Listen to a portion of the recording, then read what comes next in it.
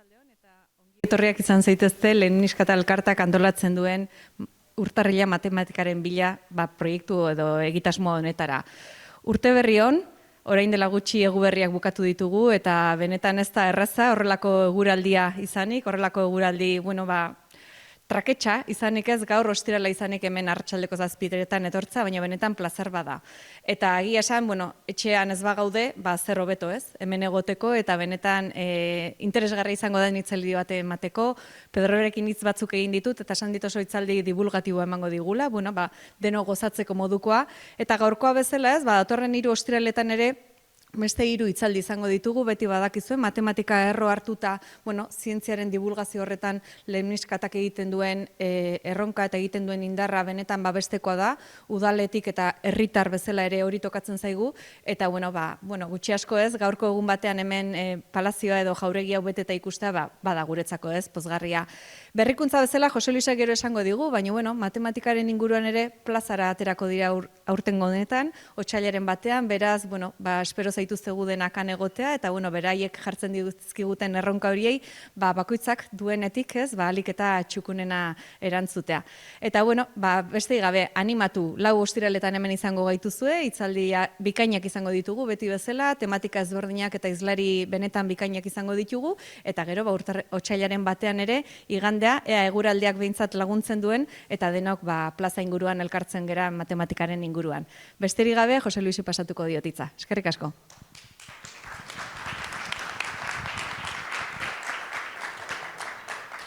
Eskerrik asko, Leire, eskerrik asko Besen udalari eta inguruko udaletxei, zeu egiten dezuelako bide batez hau guztia posible. 15. denboraldiari hasiera emango diogu. Horrek esan nahi du, hain dela 15 urte, nik 15 urte gutxigo nitula ere. Orduan, hau aurrera dijo, eta pozgarria da, jendea hemen ikustea, ekitaldi hauetara etorriz. 4 hitzaldi izango ditugu aurtengo urtarrila matematikaren bila zikloan. Lehenengoa, gaurkoa, Pedro Mianakin, hain zuzen ere, de círculos y esferas, rodando por la vida deitzen dan hori. Datorren ostiralean, 16an, izango dugu hemen Osane Oroetxebarria, eta beak egingo diguna da, Dalanberten gandik Neomaken gana. Matematikaren eskutik. Hori matematika eta musika pixka bat lotuz izango da hitzaldi hori. 23an izango dugu bertan Immaculada Arostegi, bigarren aldia da datorrena, berak matematikako irakasle izateaz gain EH1, lan egiten du baita ere bekamenekin eta Galdakaoko ospitalarekin estadistika arloa lantzen. Eta hor, jarduera fisikoaz itzengo digu. Eta bukatzeko 30ean izango ditugu hainbat ekintza egun berean. Alde batetio, zabalduko emango dira sariak, 12. Leninskata matematika argazkien sariak emango ditugu. Bide batez inauguratuko dugu erakusketa, urtero egiten duguna, 40 argazki aukeratuak ikusteko aukera izango dugu, lehiaketa hortakoak. Eta baitari izango dugu bertan Aniceto Murillo, Malagako Unibertsitateko irakaslea, eta izenburua izango duguna da Los fractales nos invaden. Eta gero berrikuntza bezala, otsaila batean, ausartuko gera ikusiko dugu nola dijon asuntoa, kalean egingo dugu matematikako ekitaldi itxo bat, hainbat gauza egiteko aukera izango da kalean, otsaila batean, igandez, 11 ordu bat atarditara, eta bertan, hainbat erronka, hainbat joku eta izateaz gain, jendeak izango duen aukera izango da, Leonardo da Vinci diseinatu zituen zubia eta kupula, bertan eraiki, tamaino handian, eta gaineraz, eraiki eta probatu igo eta ikusi benetan eusten dola eta guzti hori argazkitarako balekoa proposa. Orduan, zeuekin kontatzen dugu 4 ostiral hauetan eta noski igande horretan. Eta besterik gabe, sarrera emango diot Pedrori. Pedro, Instituto Universitario de Matemáticas y Aplicaciones, Facultad de Ciencias, Universidad de Zaragoza, catedrático y director del instituto. ha sido más de 75 artículos de investigación tienes publicados. Has estado en centros de investigación de distintos países, ¿verdad? La labor investigadora la has completado con actividades divulgativas, audiovisuales, exposiciones, etcétera, con colaboraciones en prensa y radio, televisión, en investigación y ciencia, muy interesante, XL Semanal, Heraldo, etcétera, etcétera, etcétera. Has ganado varios galardones, el Premio Villa de Tauste, Premio de Divulgación en Aragón, premios del tercer milenio exactamente, el Premio Aragón y finalmente el Premio Prisma al mejor proyecto singular. Y sin más, yo creo que ya nos vale para que veamos que estamos ante alguien con su peso específico. Y sin más, cuando quieras, todo es para ti. Venga, pues.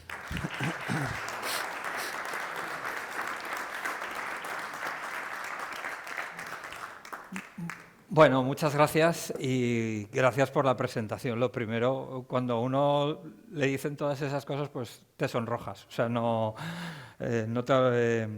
gracias por la presentación, como digo. Y muchas gracias también por la invitación y estar aquí.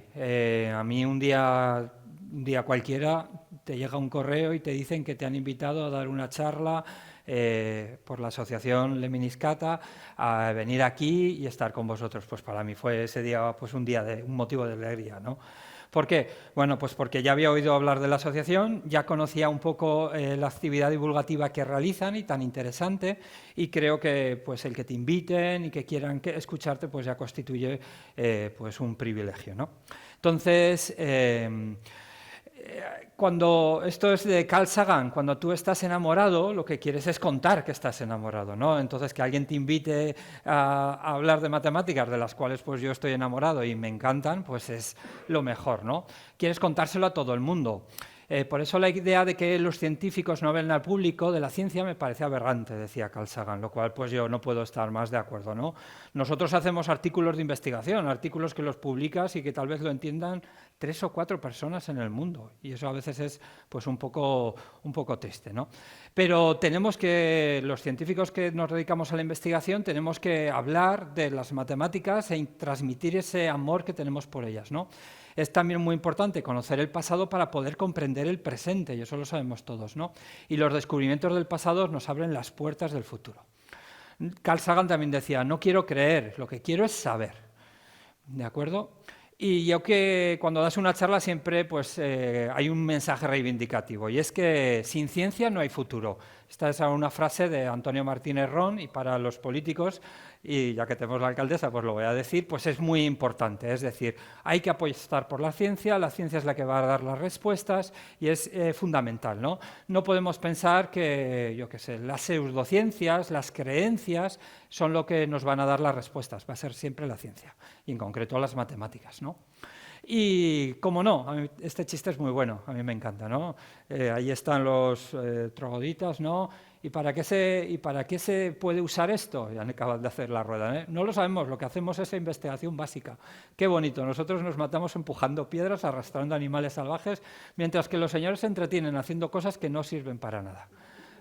Claro, muchas veces la investigación básica tiene esto, yo descubro algo y ¿para qué sirve? No lo sé, pero yo os digo que esto es importante. Bueno, ¿pero para qué sirve? Bueno, pues vamos a ver que en la charla pues hay cosas que luego tienen muchísimas aplicaciones. Y este ejemplo y este chiste me pareció, y me gusta mucho pues el colocarlo para que demostrar que la ciencia básica pues es fundamental, ¿no? Y esta charla, cuando recibí la invitación, pues acababa o recientemente fallecido Claudi Alsina. Claudi Alsina es un matemático catalán y es uno de los primeros divulgadores de la ciencia matemática español que ha llegado al público, ¿no? Él ha sido un excelente escritor de libros y además ha participado en este ciclo de conferencias. Así que era un honor estar aquí dando la charla y dedicarle esta charla, ¿no? Es más, he traído un libro, porque el año pasado publicamos el libro el de Matemáticas de lo cotidiano, y entonces es un libro que yo realicé como coordinación y pues invité a gente a colaborar publicando artículos. Y escribí a Claudia Alsina, pues esto lo empezamos a hacer en febrero, si quería colaborar, Y me dijo que sí, evidentemente, y escribió un artículo, un capítulo del libro sobre las esferas de nuestra vida. En noviembre falleció y la verdad que pues, me pareció muy adecuado el dedicarle la charla. Yo lo conocí primero por los libros. Yo cuando era estudiante, pues si te dedicas a estudiar matemáticas, pues para tu cumpleaños te cae un libro de matemáticas. Entonces me regalaron este de Los matemáticos no son gente seria, de Claudia Alsina y Miguel de Guzmán, que cuenta cantidad de anécdotas que nos ha pasado a los matemáticos. Y a matemáticos muy famosos, pues increíbles, ¿no?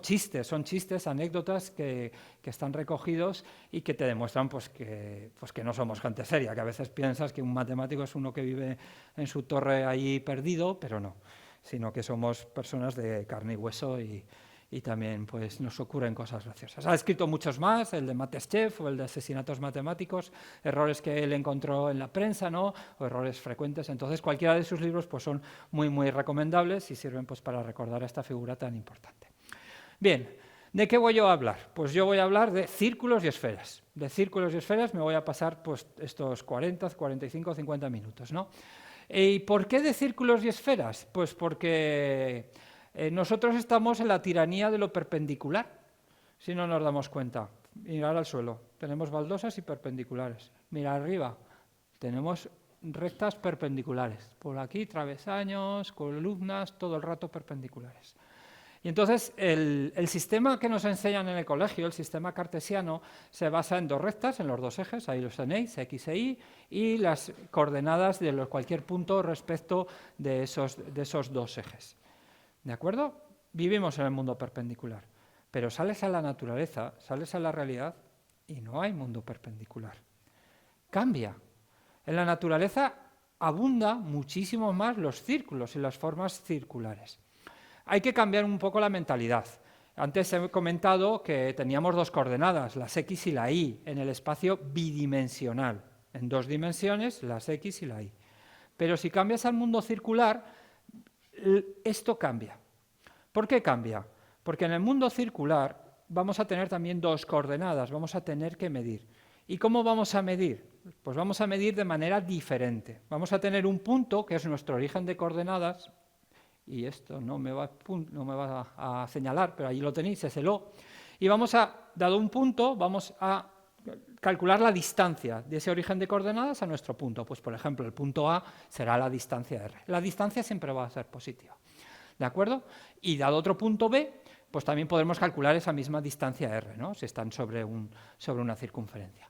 Entonces hemos dicho dos coordenadas, una es la distancia, SR, y otro va a ser un ángulo, el ángulo alfa. El punto B va a estar determinado por el ángulo alfa, que se coge con respecto un ángulo respecto a la recta OA, y la distancia del punto B al origen. Así salen los ángulos. Uno habla de los ángulos de 0 grados, 90 grados, que es el ángulo recto, 180 grados, que es el ángulo llano, o 270 o 360 si has dado la vuelta a la circunferencia. Y vuelves a empezar. Los matemáticos, además, para complicarlo, no hablamos en grados, sino que hablamos en radianes. ¿Por qué radianes? Porque un grado, un ángulo de grados, pues tiene minutos y tiene segundos cuando divides el ángulo. Si tienes 90 grados, haces 45, luego haces 22,5 y tienes que ir calculando las divisiones. Con lo cual tenemos problemas de pasar de una cantidad a otra cantidad, porque son magnitudes. Y nosotros no queremos magnitudes, queremos números, los matemáticos. Con lo cual nuestra unidad especial para medir ángulos son los radianes. Y entonces el ángulo, una circunferencia, ¿cuántos radianes tiene? Allí tenéis dibujado un radián. ¿Cuánto es un radián, no? Pues una circunferencia tiene 2 pi radianes, porque hacemos tantos ángulos como la longitud que tiene la circunferencia. Una circunferencia de radio 1 tiene 2 pi. ¿De acuerdo? Entonces tenemos una unidad especial para medir los ángulos, que son los radianes. Esto vuestros hijos de la ESO seguro que os están preguntando por qué un ángulo de 90 grados son pi medios radianes, o un ángulo de 180 grados son pi radianes. Nosotros los matemáticos midemos preferentemente en radianes. Bien, ¿por qué es interesante esto? ¿Por qué el mundo circular es mucho más interesante? Bueno, voy a poner un vídeo. Hay un sketch, esto es Indiana Jones, está en inglés, pero os lo avanzo así. Es la secuencia en la que el padre de Indiana Jones, que es Sean Connery, va en el avión en la metralleta y Harrison Ford, que es Indiana Jones, va pilotando el avión, ¿no? Entonces les atacan un avión. Y entonces Harrison Ford, Indiana Jones, le dice al padre que tiene el enemigo a las 11. A las 11 lo que le está diciendo es un ángulo, le está marcando por dónde vienen los enemigos. A las 11, en un avión, las 12 es delante, y fijaros lo que a las 9 es un ángulo de 90 grados, de pi medio radianes, pues a las 6 es que vienen por detrás, ¿no? La secuencia pues deja claro la broma entre las 11 y la hora, ¿no? Entonces vamos a verlo y a ver. Está en inglés.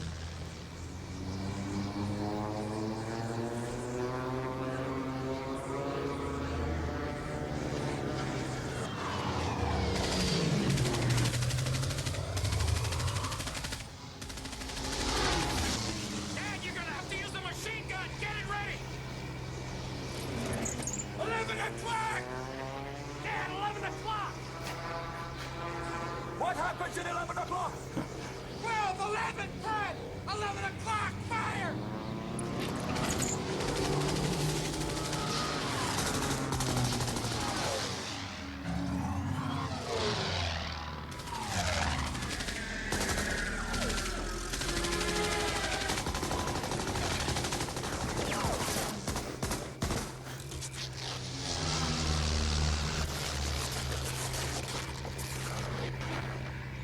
Dad, are we hit? More or less. Son, I'm sorry. They got us. Bueno, pues hay muchos más contextos. Hemos dicho un avión que avanza, ¿no? Ahí está claro que no hay rectas perpendiculares. El avión incluso puede volar boca abajo, con lo cual lo que tienes es una línea de avance y tienes ángulos a tu línea de avance. El sistema solar, tú tienes el Sol, tienes la Tierra y ya tienes un ángulo, porque coges un tercer planeta y haces la línea recta que une los dos y mides el ángulo y tienes la distancia. Luego, en el sistema solar, en el mundo celestial, ¿no? En el mundo celeste, mejor dicho, pues tenemos ángulos y distancias, ¿no? Pero también en el mundo microscópico, si tú vas al núcleo y las posiciones de los electrones, pues también se pueden localizar con ángulos. Ahí no hay rectas perpendiculares. Así que yo voy a hablar y voy a plantear varios problemas. Quiero que esto sea divertido, que sea ameno, así que me he traído material de distinto tipo y voy a plantear tres problemas. Uno van a ser las espirales, el problema número 2 es el número de besos en 2 dimensiones, os explicaré qué es esto del número de besos. El problema número 3 es el número de círculos interiores, problema de número de círculos interiores, y el problema número 4, número de besos en 3 dimensiones. Bueno, pues empezamos. Si uno sale y se mete en arqueología o mucho más hacia atrás, ¿no? Caminando, pues uno se encuentra bastantes petroglifos que son formas espirales, ¿no? Formas circulares. Así que nuestros antepasados del Neolítico, de la Edad de Bronce, 3.000 o 2.000 años antes de Cristo, en la piedra ya tallaban espirales. Para ellos el mundo circular, el mundo de las espirales, pues estaba presente, ¿no? Este está en Tourón, en Galicia, hay bastantes en la zona de Galicia, y este está en La Palma, en la isla de La Palma, también una forma espiral. Hay varias explicaciones de por qué les interesaban las espirales. Las espirales tienen un cierto componente mágico. Por una parte, es como que el mundo se repite, pero no se repite nunca de la misma manera. Es decir, a veces el significado de estas espirales podía ser para pedir agua a las divinidades o una cierta invocación a la fecundidad, ¿no? Pero una espiral es algo muy mágico, como digo, ¿no? Me he traído una cuerda, porque es algo mágico en el sentido de que es una línea, es una dimensión. Pero si tú la empiezas a enrollar, pasas de una dimensión a 2 dimensiones. ¿De acuerdo? Pasas a algo que tiene una única dimensión a algo que tiene 2 dimensiones. Puedes obtener un círculo y puedes tener un área. ¿De acuerdo? Entonces, avanzas y vas avanzando, llegas casi al mismo punto, pero las cosas han cambiado. Al fin y al cabo es la vida, es el paso de las estaciones, el paso de los años también. Bien, el proceso de enrollado no es sencillo. Yo he empezado y no me ha salido, ¿no? Pero no solamente se puede llegar a dimensión plana, sino enrollando se puede llegar a dimensión esférica, lo cual es increíble. Se puede llegar a dimensión o forma cilíndrica, mejor dicho, un cilindro. O se puede llegar a una forma de un ovillo, que esto pues tiene otra forma totalmente diferente. ¿De acuerdo? O sea que depende de cómo una dimensión la vayas enrollando, puedes llegar a un sitio o a otro. Bien. Y no solamente eso, sino que esto se lo he quitado a mis hijos, las espirales también permiten hacer distintas figuras en 3 dimensiones. ¿Qué es una espiral entonces matemáticamente? Pues es una curva que va girando respecto de un punto y va girando de una determinada manera. Bueno, a este lo había puesto porque digo, bueno, ya que vengo a Euskadi, pues voy a buscar alguno en Euskadi, y lo único que he encontrado es estos petroglifos que están en el monte Jaizkibel, que está cerca, bueno, en la costa. Si habéis estado, pues bueno. Bien, entonces, una espiral, he dicho que es una curva que va girando alrededor de un punto y lo que puede cambiar es la velocidad con la que va girando. Si es la velocidad constante, esta es la espiral arquimediana. Allí lo que tenemos R es la distancia al origen siempre, y θ, ese símbolo que parece un cero rayado, pues esa θ es el ángulo, ¿no? Entonces lo que te está diciendo es que la distancia al origen de los puntos pues es constante, esa constante b al ángulo, ¿no?, que van formando. Así que se puede pasar de los círculos, a través de una espiral, de círculos interiores a círculos exteriores. Esta es una espiral arquimediana, hay muchos tipos. Esta es una espiral logarítmica, en la que la velocidad, el radio, va avanzando, pero va avanzando con respecto a una potencia de una cantidad b. Y esta es la espiral que suele aparecer más en la naturaleza, en las conchas de los caracoles o, por ejemplo, en las constelaciones. Uno de los que más estudió esta espiral fue Jacob Bernoulli, y es muy curioso, ahí está la lápida de su tumba, en el que él investigó y quería pues que la pusieran en la lápida de la tumba, y pidió expresamente que le pusieran la espiral logarítmica, pero la espiral que le pusieron fue la otra, se equivocó el cantero y la que apareció es la espiral arquimediana.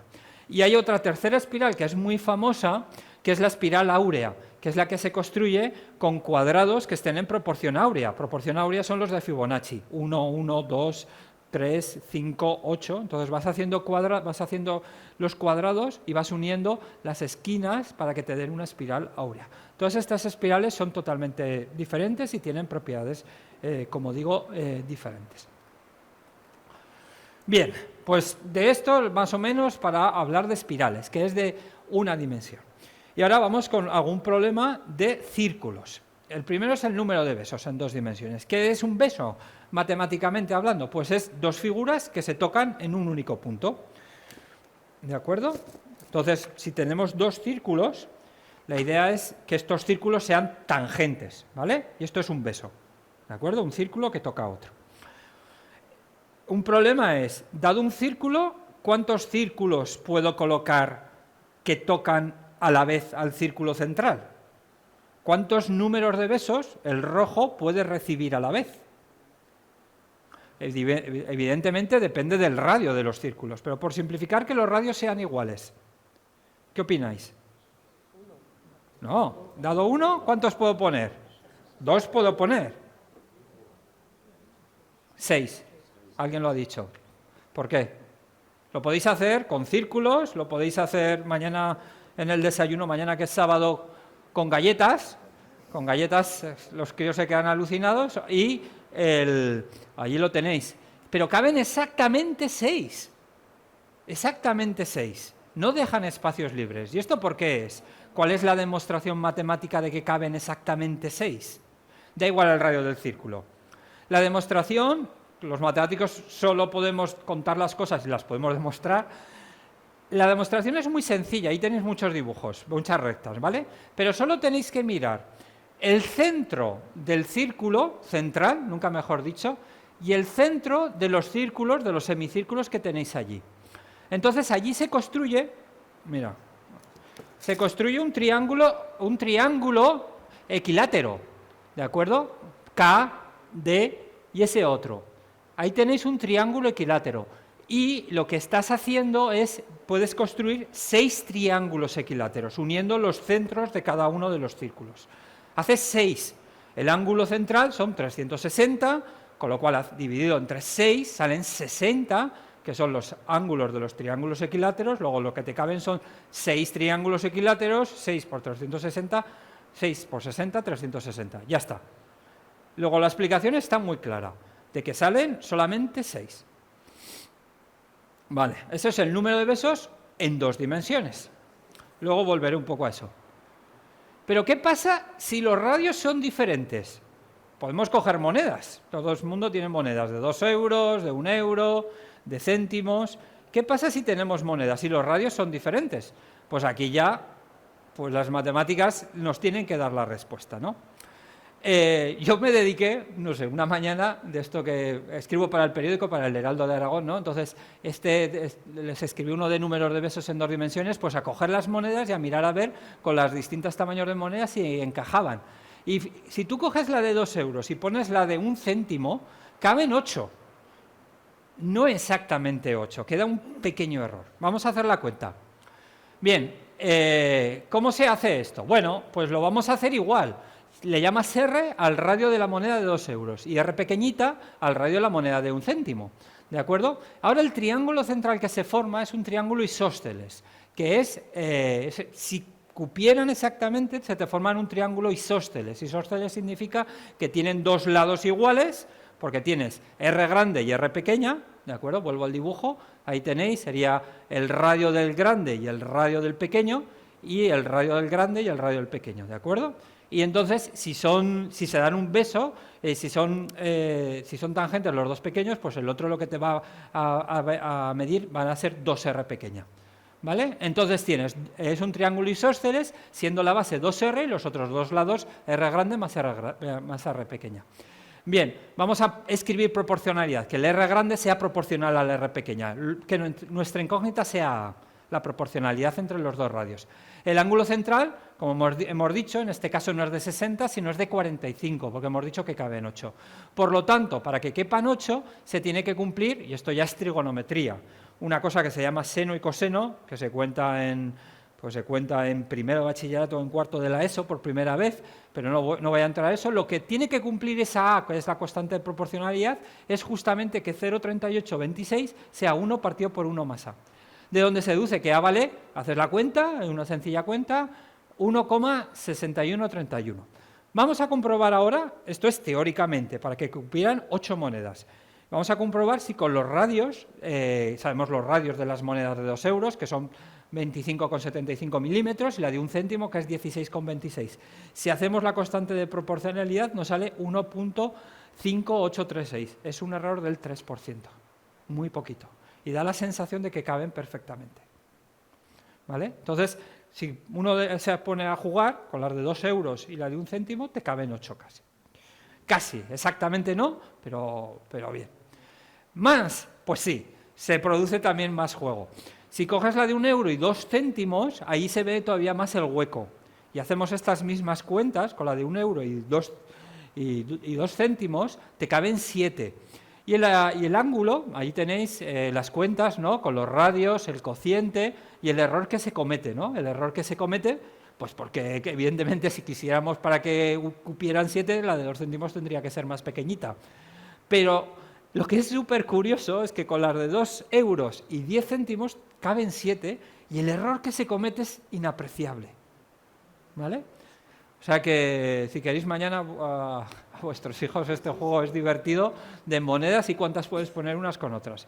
Yo no creo que quien decidió las dimensiones de las monedas de euro estuviera pensando en esto. Esto ha sido una casualidad del destino. La de 6 no, la de iguales, eso es matemáticamente así, pero que en la de 2 euros y 10 céntimos el error que se produce es inapreciable, pues me parece casualidad. No creo que pensaran en eso al decidir las medidas.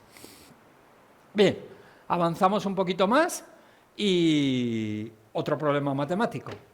Este problema es, bueno, os he traído una cosa, y es que esto, pues, Esto se compra, se vende, y es que queremos hacer pasta, ¿vale? Queremos hacer pasta. ¿Y cuántos espaguetis echamos? Pues a puñados, sin medir, venga, Pues hay medidores de pasta, que son círculos de distinto radio, ¿no? Para 1, para 2, para 3, para 4 personas. Tú pones los espaguetis y vas midiendo, ¿no? Entonces, bueno, soy matemático, ¿esto es verdad o esto es mentira? O sea, ¿por qué este radio, por qué no un poco más grande o un poco más pequeño? No sé, aquí qué razón hay, ¿no? Pues vamos a medirlo, ¿no? Tenemos una familia, ¿no?, de 4 miembros, esto se llama una gentleman family. Entonces, tenemos el medidor, ¿no? Y suponemos que los 4 comensales tienen igual hambre, ¿no? Porque lo que queremos es que las raciones sean iguales. Si tú haces para 1 o haces para 4, pues si haces para 4, que las raciones sean iguales que si hicieras para 1, ¿no? Entonces vamos a calcularlo.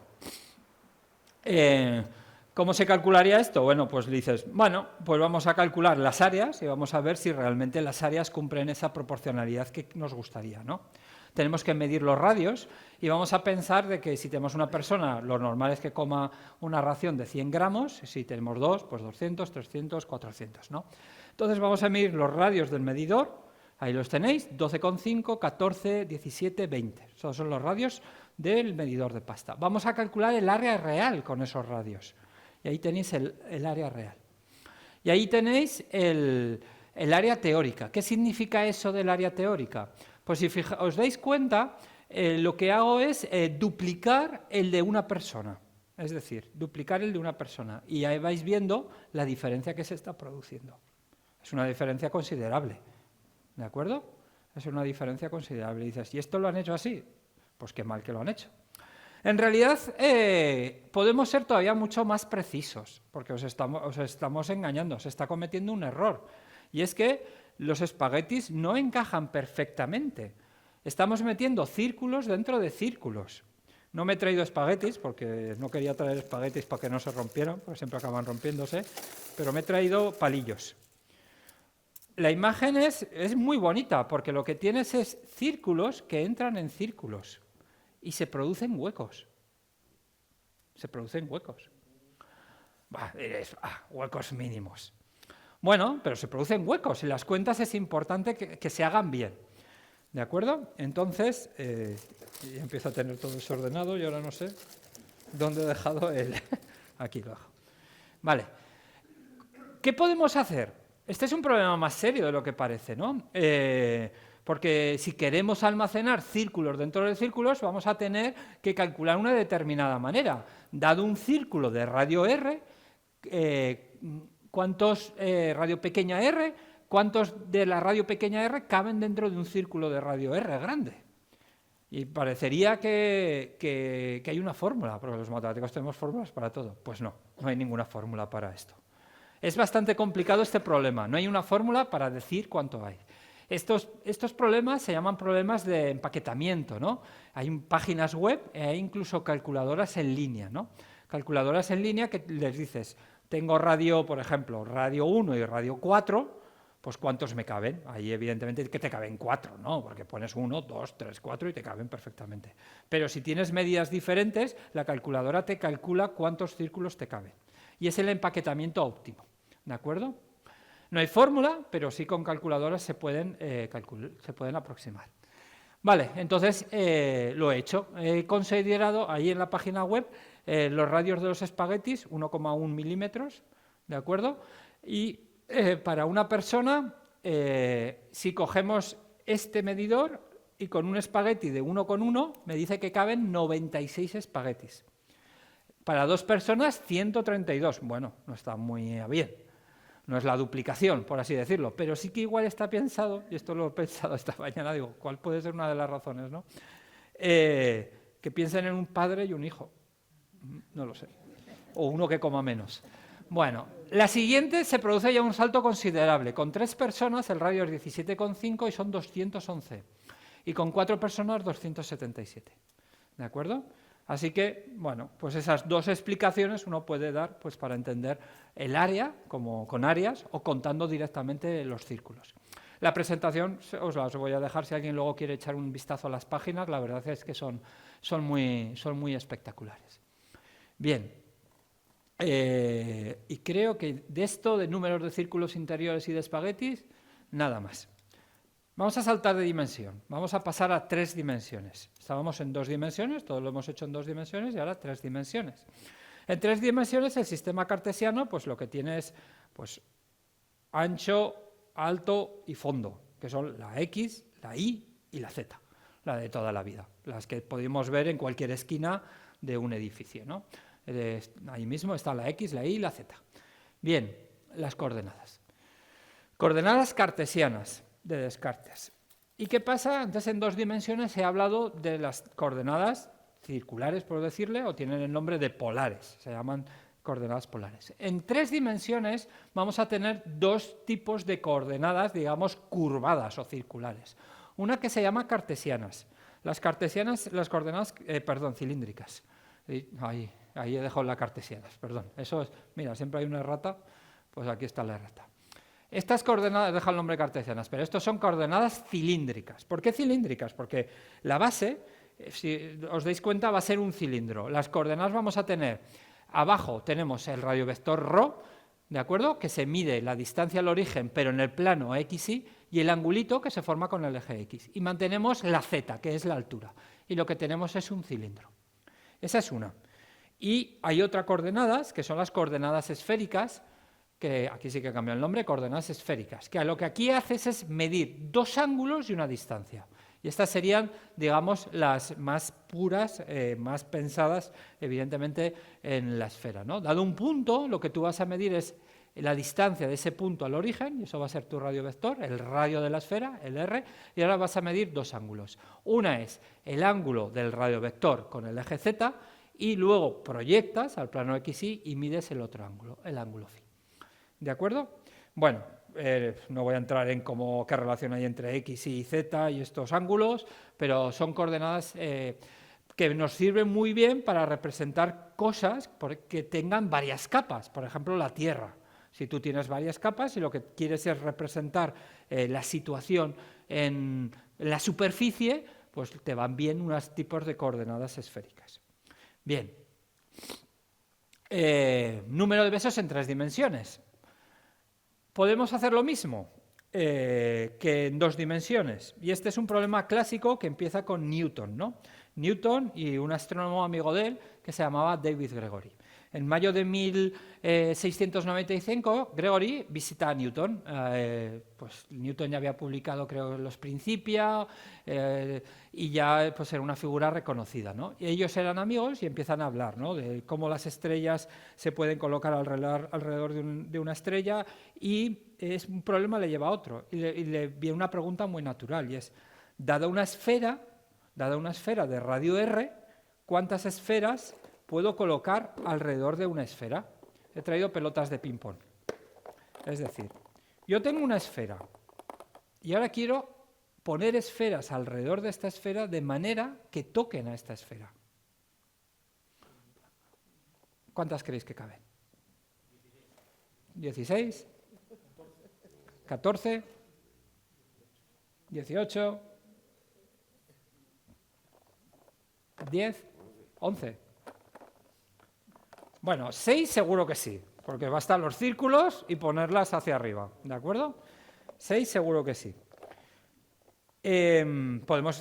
Os lo podría hacer, con cuidado se puede hacer. Voy a dar la resolución, venga. Newton decía que 12 y Gregory decía que 13. Vamos a echar la cuenta. Vamos a calcular una esfera. Tiene volumen 4/3 de pi r cubo. La esfera de 2 radios será, pues ahí lo tenéis, 4/3 de 2 pi r al cubo, el 2 va elevado al cubo, haces la cuenta y ahora tienes que dividir por media esfera, ¿de acuerdo? Y te sale exactamente que cabrían 14 esferas, pero hay espacios que se pierden, porque si pones una esfera al lado de otra esfera, los espacios curvados se pierden. Así que 14 no puede ser seguro. Serán 12 o serán 13. 12 se sabe rápidamente, porque pones una, pones 6, y en los huecos, cuando pones 6, quedan 3 huecos que puedes poner 3 encima. O sea, quedan en realidad 6 huecos, perdón, aquí, aquí y aquí, y puedes poner una aquí, otra aquí y otra aquí. ¿De acuerdo? Y estas son las de arriba y luego otras 3 abajo. Luego 12 caben fácil. Newton lo sabía.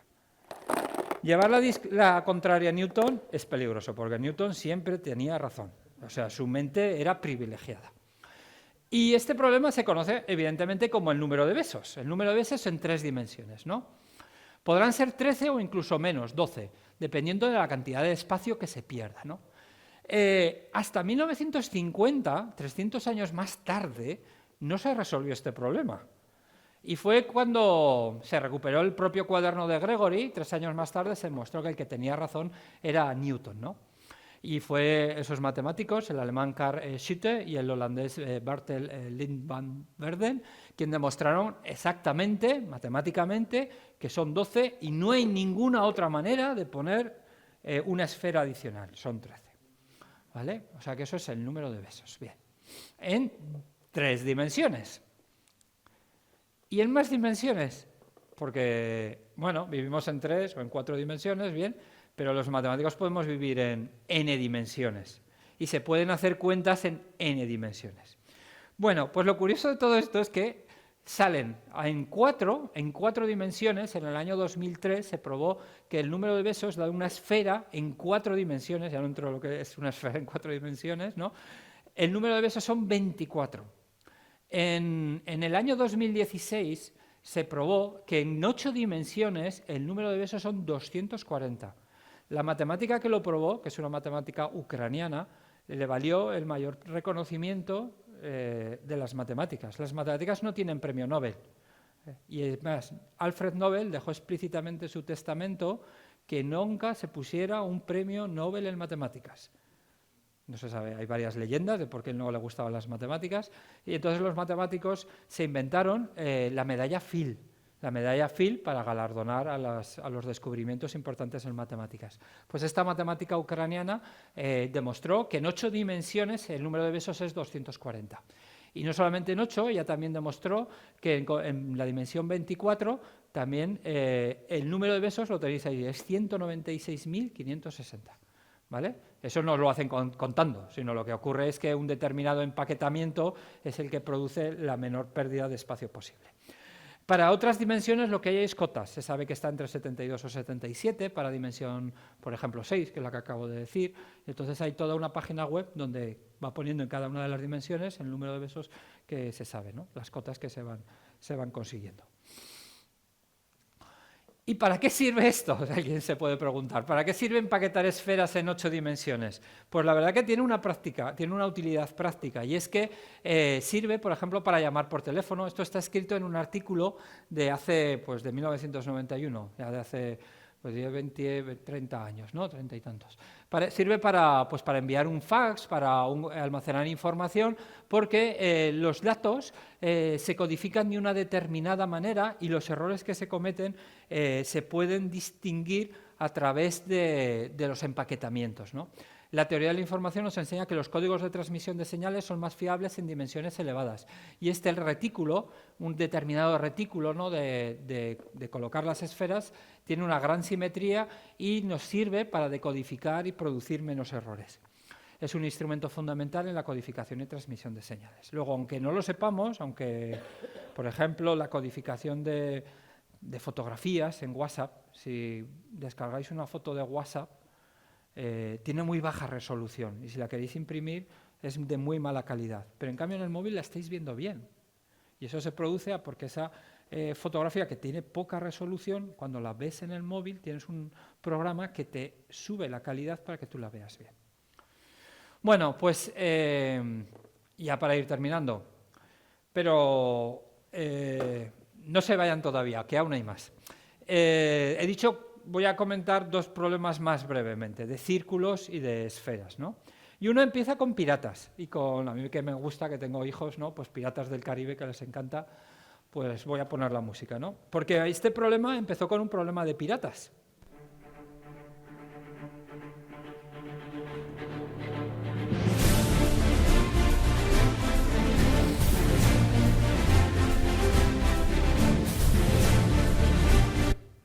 Bueno, ¿cuál era el problema de piratas? Pues había un pirata muy famoso que se llama Walter Raleigh, que era pirata inglés, evidentemente, y estaba ahí en 1585 a bordo de, de su navío inglés que se llama el Tigre, y si Walter Raleigh, que le dieron luego el título de Sir Walter, le pregunta al matemático que llevaba, Thomas Harriot, que es el que llevaba las cuentas, evidentemente, y que se iba en el barco para llevar las cuentas y que nadie le engañara, pues cuál sería la mejor manera de apilar dentro del barco bolas de cañón de tal manera que ocuparan el menor espacio posible, lo cual es muy lógico. O sea, tú quieres poner las bolas de cañón, pero que no que te ocupen mucho espacio, ¿no? Entonces, claro, Harriot, que era matemático y era muy... Pues dices, ¿y cuál esta será, no? Entonces, lo lógico es esta, que es la que, como los fruteros ponen las naranjas, es el empaquetamiento mejor. Entonces, escribió a Johann Kepler, a otro matemático o astrónomo muy famoso, y le dio el problema, ¿no? Le comentó el problema. Y entonces, a partir de ahí se llamó la conjetura de Kepler, porque Kepler afirmó en un libro que esa era la mejor manera de apilar esferas, que esa era la que producía el menor espacio, dejando el menor espacio posible, ¿no? Este problema, la historia de la conjetura de Kepler, al final acabó demostrándose a finales del siglo pasado, de alrededor de 1994-95, ¿no? Si alguien tiene interés, pues yo tengo un artículo sobre la historia de la conjetura de Kepler, el origen y las distintas aproximaciones y hasta la resolución. ¿De acuerdo? Ahí hay varias configuraciones de esferas y tienes que decidir cuál es la mejor posible que deje el menor espacio posible. Y en círculos, pues todavía quedan muchas más cosas. Ahí tenéis un disco, yo he hablado de distancias normales, pero hay muchas otras distancias. La distancia de Poincaré. La distancia de Poincaré hace, o el disco de Poincaré ahí tenéis, que cuando tú te acerques hacia los bordes, pues la distancia se va haciendo cada vez más grande. Y estas distancias, estos conceptos matemáticos, pues los utilizó Escher, por ejemplo, para realizar distintas obras, ¿no? Entonces, pues para otra charla, para otra presentación o para quien tenga interés, pues aquí hay mucho más campo que uno puede contar. Y muchísimas gracias.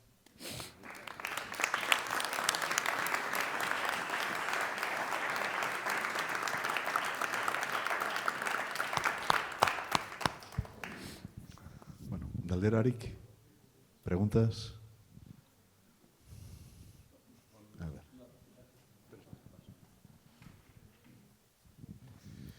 Bueno, en primer lugar, gracias por la charla, su interés y lo entretenida. A ver, si lo que voy a hacer es un atrevimiento enorme, ¿no? Enorme porque, fíjate, ponerme a discutir con un matemático, ya con Newton, pues fíjate. Pero aún así, pues lo voy a hacer. La discrepancia se refiere al número de besos en 3 dimensiones. Ha salido 12 y yo apostaba por 14, entonces me quedé perdido. Entonces, y apostaba por 14 porque hay una malla cristalina, sí, hay una malla cristalina que se llama red cúbica centrada en caras, en el que el átomo central está rodeado por otros átomos, tanto en los vértices del cubo como en el centro de las caras. Claro. De hecho, es un cubo, imaginamos bolas en los vértices, serían 8 bolas, bolas en los centros de las caras, serían 6 bolas más, 8 y 6, 14, y en el centro otra bola. Eso me ha inducido a mí a pensar, por esa analogía de cristalografía, que serían 14, pero bueno, si es que Newton y tú decís 12, yo... la historia es que se tienen que tocar. Cuando tú pones esas, posiblemente no se tocan. Aquí el número de besos, la gracia es que se toquen, tienen que ser tangentes en un punto. Con lo cual no tienes espacio libre entre dos. Puedes ponerlas, como dices, en los extremos de los cubos o en el centro de la cara, en las mallas, pero aquí tienen que tocar. Y ahí es lo que hace que el número sea más pequeño. Sí, es una buena explicación, sí, porque es eso, porque si no... No vamos a superar a Newton. Y haces la cuenta y te sale 14 sin pérdida, entonces es 12 o 13. La clave es que la que os he contado de las bolas, aquí rápidamente con las ping-pong, esa es una configuración simétrica. Entonces la cuestión es, tal vez una configuración no simétrica, aprovechando mejor, asimétrica, ¿no? Aprovechando mejor los espacios, nos daría posibilidad de meter una esfera más. Es decir, no poner la del centro, tiene que estar siempre 6 alrededor. No, vamos a ver si moviéndolas un poco, que no sea simétrica, eso es lo que pensaba Gregory. Podemos meter, porque se pierde mucho espacio, porque de 14 te salen exactas, pero de 14 a 12 pierdes 2 volúmenes de esferas en la configuración. Y eso es mucho espacio, entonces por eso yo creo que va por ahí la explicación. ¿Más preguntas? Hola, bueno, como ha dicho aquí el compañero, gracias por la charla tan amena. Y yo discrepo con el tema de las balas de cañón, porque claro, una cosa es cómo se apilan mejor, sin más, puestas con un soporte de altura reducida, pero claro, ahí sí que se pierde con respecto al volumen máximo que se podría dar con esa superficie, se pierde un montón. Entonces, metiéndolas en una caja, cabrían muchas más. Claro. Esa es la idea. A ver, claro, no le he contado todo. Esto lo que pasa es, a ver, el dibujo, ¿no? El dibujo se ve muy bien. Esto es un problema sin bordes, o sea, es un problema infinito. Y lo que quieres es que la densidad sea la máxima posible, ¿de acuerdo? De una celda, ¿no? Entonces, claro, si le pones bordes ya ya cambia. En el barco se trata de la superficie del barco. Claro, pero esto pasa mucho, ¿no? Que el problema es, como dices, no, el problema concreto es este. Y claro, esto se lo dices al matemático y el matemático lo que piensa es, pero ¿cuál es le quitas las condiciones y abstraes? Y abstraes, el problema en la conjetura de Kepler es la abstracción. Es que eso sería como llevar naranjas y así, en vez de en una caja, que llevan más, llevarlas así. Claro, sí. No, está claro, sí. Es más, no me ha dado tiempo, porque ya me iba, pero en aquel artículo, no sé si sabéis que hay sandías cúbicas. Entonces, para el empaquetamiento lo mejor son las sandías cúbicas, porque ahí no pierdes nada de espacio, claro. Es como la pizza, que se dice que es circular, se come en triángulos, pero se mete en una caja. Eso, pues, ahí pierdes.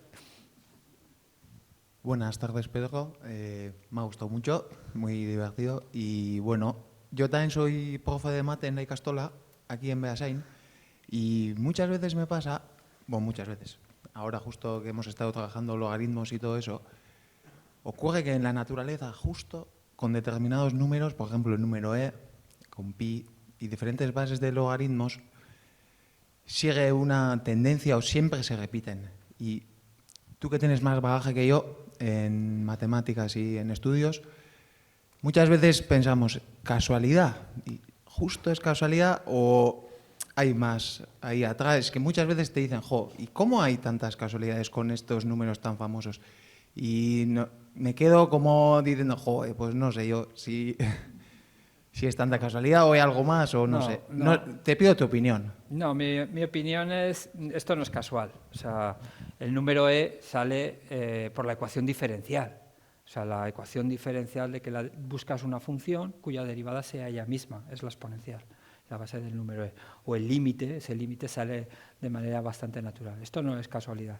Y por ejemplo, lo que ya es casual, podrías decir, la fórmula de Euler. La fórmula de Euler te dice que e, número e, elevado a i, unidad imaginaria, por pi más 1 es igual a 0.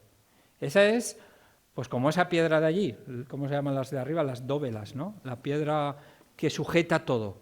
Esa fórmula, las fórmulas, yo a mis alumnos de la facultad lo que les dices es, las fórmulas son puentes. Una fórmula es un puente. Es un puente que te comunica algo desconocido con algo desconocido y te permite pasar. Entonces, una fórmula te permite, una buena fórmula, un buen teorema, te permite pasar de un lado hacia otro. Y te está dando información de la naturaleza. Entonces, esa fórmula que involucra a los 5 números fundamentales de las matemáticas, al número e, al número i, a pi, al 1 y al 0. Involucra a las operaciones fundamentales de las matemáticas, al producto, a la suma, a la exponencial y además la igualdad. Te está dando lo que sustenta toda la realidad. La realidad que vivimos se basa en esas ecuaciones. Si viviéramos en otro metaverso, pues igual habría otros números o habría otras cosas, pero no son casualidades. O sea, es por la forma de la realidad que tenemos. Es así.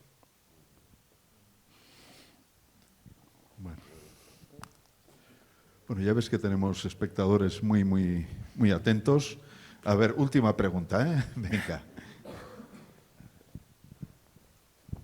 Hola, muy buenas tardes. Desde mi absoluta ignorancia, que me quedo en 3 dimensiones, cuando ha hablado de 6, de 64 dimensiones, yo es que me quedo alucinado y digo, ¿cuáles son esas dimensiones?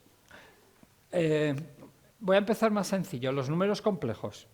Los números complejos, un número complejo, he hablado de los números reales, ¿de acuerdo? He hablado de R. Pero un número complejo, por ejemplo, el i que he mencionado. El i es un número de tal manera que cuando lo elevas al cuadrado te da -1. Eso no existe en los números reales de toda la vida, porque los positivos hacen positivos y los negativos hacen positivos. Te imaginas, añades una nueva variable. Cuando tienes 2 dimensiones, puedes añadir cuando tienes 2 dimensiones, añades una tercera dimensión y tienes 3. Cuando tienes 3, puedes añadir una más. A veces dices que es el tiempo. El tiempo puede ser esa cuarta dimensión, ¿no? Matemáticamente puedes tú hacer vectores con varias entradas. Y puedes poner 1, 2, 3, 4, 5, las que quieras. Puedes sumar esos vectores. Sumas primera componente con segunda, primera con primera, segunda con segunda. Puedes multiplicarlos por escalares. E incluso puedes multiplicar un vector de 5 componentes por otro de 5 componentes y que te dé un número. Se desarrollan reglas matemáticas para esas 5 componentes. O sea y eso tiene utilidad. O sea, tiene utilidad porque no solamente tienes que pensar en el espacio físico, sino que igual te interesa el espacio físico, la temperatura y el tiempo. Y entonces quieres controlar esas 5 variables a la vez, ¿vale? Entonces puede ser el tiempo, la temperatura, como he dicho, o el tiempo de reloj, o puede ser el tiempo atmosférico, ¿vale? No sé, que puedes ir añadiendo variables. Bueno, pues muchísimas gracias por la conferencia. Muy agradable y muy divulgativa. Ahora, como siempre, al terminar la conferencia, aquí dentro podréis tomar unos pinchitos con un poquito de vino y si tenéis alguna pregunta para hacérsela, pues le podéis hacer ya personalmente a él. Sin más, invitaros a venir el viernes que viene, de nuevo aquí. Contaremos con Osane Oroetxebarria y, como os decía, va a hablar matemáticas relacionadas con la música. Y sin más, yo creo que ha sido un gran homenaje a Claudi, que para nosotros fue una experiencia muy bonita poder conocerla y tenerla aquí entre nosotros. Y sin más, pues muchísimas gracias. Yo creo que se merece un gran aplauso. Gracias.